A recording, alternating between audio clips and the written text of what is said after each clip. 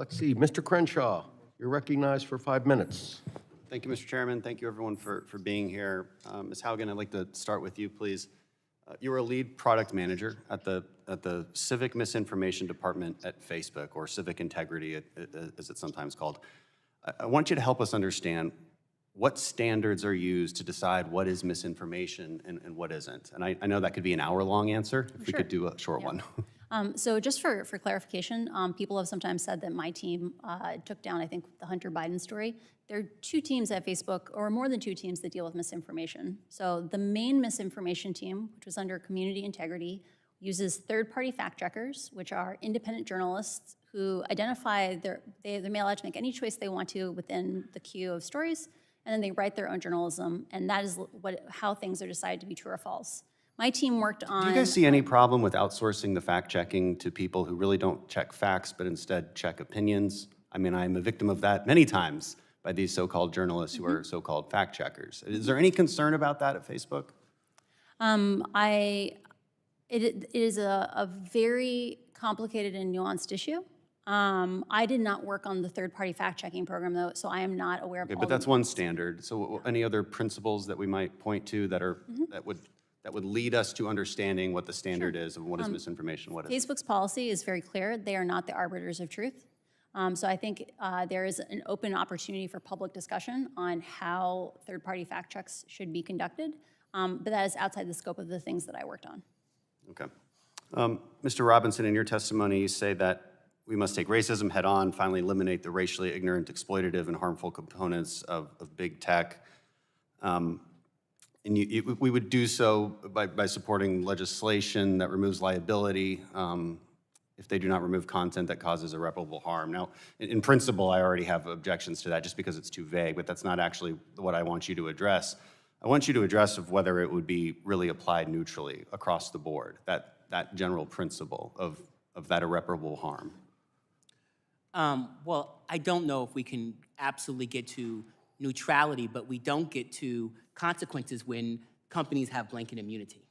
And right now, these companies have blanket immunity. And so as a result, we don't allow regulators, enforcers, judges, and juries to be able to do I'm more asking about the intent of your proposals as opposed to... The intent of our proposals is to stop allowing Silicon Valley companies to skirt civil rights and to stop allowing them to be able to decide when and where civil rights are enforced. Right. I mean, on the one hand, I am sympathetic to it because I hate racism.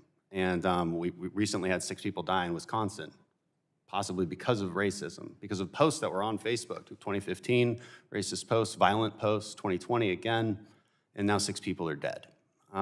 Would these proposals address that as well? The proposals would remove the profit and growth incentive over safety, integrity, and security. And so it places a set of consequences on these platforms and then gets us to a place where there's actually consequences. Right now, there are not consequences. They can come here and lie to you about transparency. They can come here and lie to you what they're doing to keep these companies safe, and you all have no recourse. I understand. This has been happening for years. I understand. Thank you, Mr. Robinson. I appreciate your answers, and I just want to say a few things. One of the concerns we have is that it seems the advocates of censorship or content management or whatever we want to call it, they tend to want to censor in only one direction. They don't want to be neutral in their application of community standards. Second, brings to light this fundamental question: whose fault is it that human beings are horrible to one another?